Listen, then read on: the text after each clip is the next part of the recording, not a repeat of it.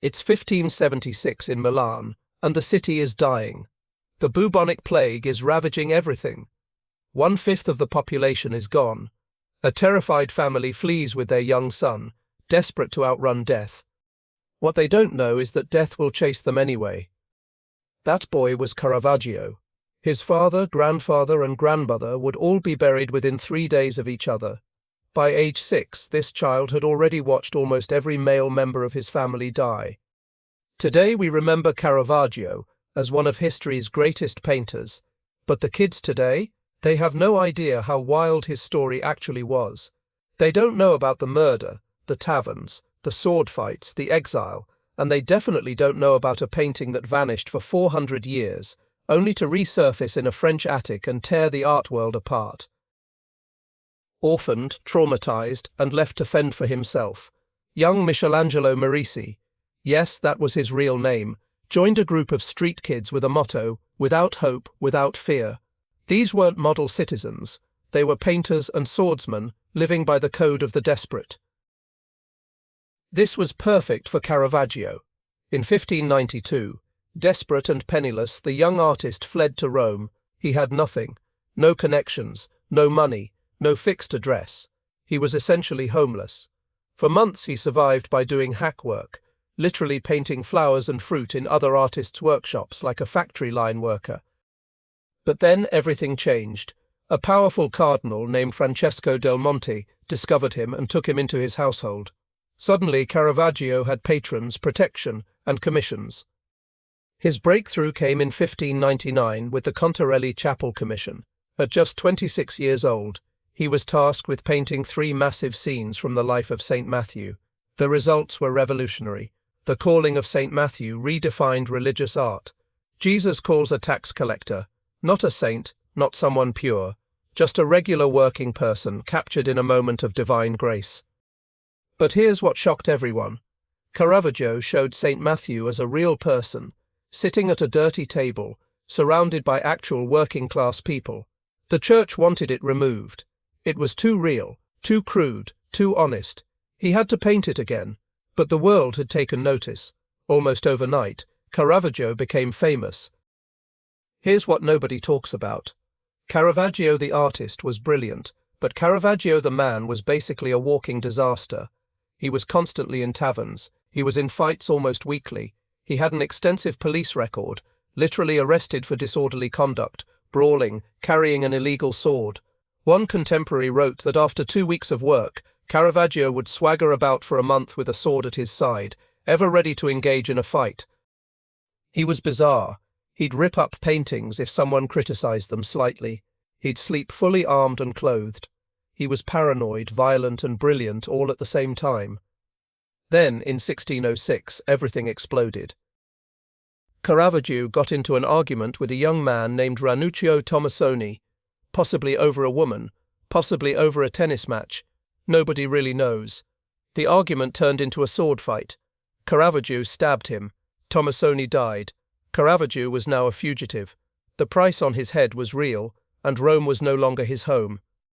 For the last 4 years of his life, Caravaggio was on the run, constantly fleeing, creating masterpieces while looking over his shoulder. He went to Naples, where a powerful family protected him. He painted incredible works under their shield. Then he went to Malta, thinking he could become a Knight of Malta and secure a papal pardon. The Grand Master was so impressed that he made Caravaggio a knight and gave him slaves and a gold chain as reward. He painted the beheading of St. John the Baptist, massive, powerful, and the only painting Caravaggio ever signed, but even that didn't last. He got into another fight with another knight, was imprisoned and somehow escaped. Next came Sicily, where he painted some of his most desperate, beautiful works. Then back to Naples, then possibly to Puerto Rico or Rome. Historians still debate his final movements. On July 18, 1610, at just 39 years old, Caravaggio died. The man who changed everything was gone. For centuries after his death, Caravaggio was largely forgotten. By the 17th century, nobody cared about him anymore. It wasn't until the 20th century that art historians rediscovered his work and realized this man invented modern painting.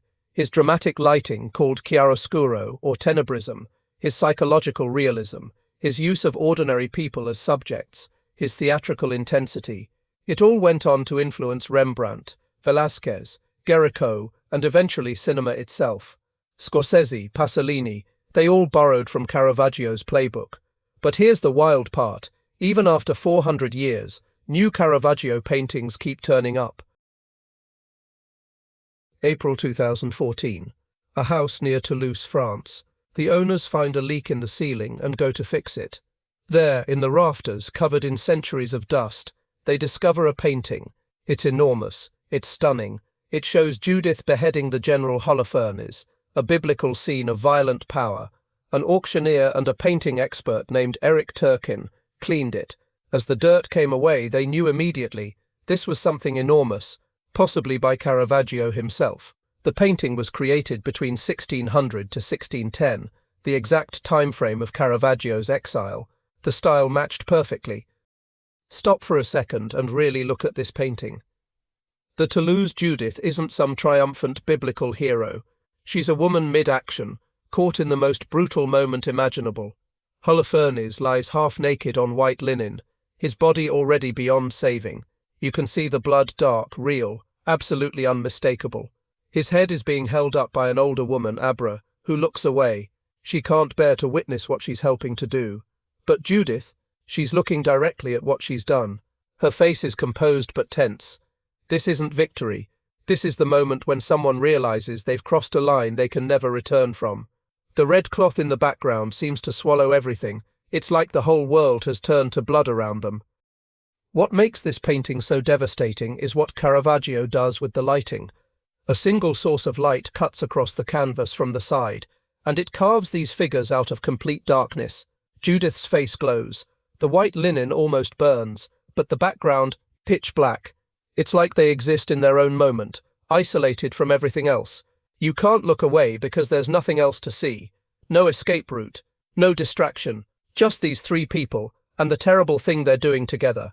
The composition pulls your eye down toward Holofernes' body, like gravity itself is dragging you toward the horror. And here's what's absolutely chilling. Caravaggio knew exactly what he was painting. He'd seen executions. He'd committed murder himself. When he rendered the blood, the muscle, the slack way a body goes when death takes it, he wasn't guessing. He was painting from knowledge. The experts who studied this for years said they could feel the authenticity in every brushstroke. This isn't theatrical. This is what death actually looks like, frozen forever in oil and canvas, 400 years later, waiting in a French attic for someone to fix a ceiling. That's the Caravaggio that young people today don't know about. Not just the genius artist who invented modern painting, not just the murderer who lived by the sword, not just the traumatized orphan who transformed his darkness into beauty. The real story is a lost masterpiece that sat in a French attic for centuries, unknown and unseen, waiting for someone to fix a leak in a roof. It's a reminder that history isn't just in museums, it's hiding in rafters, it's waiting in the dark, and sometimes all it takes is one accident to change everything, just like the man who painted it.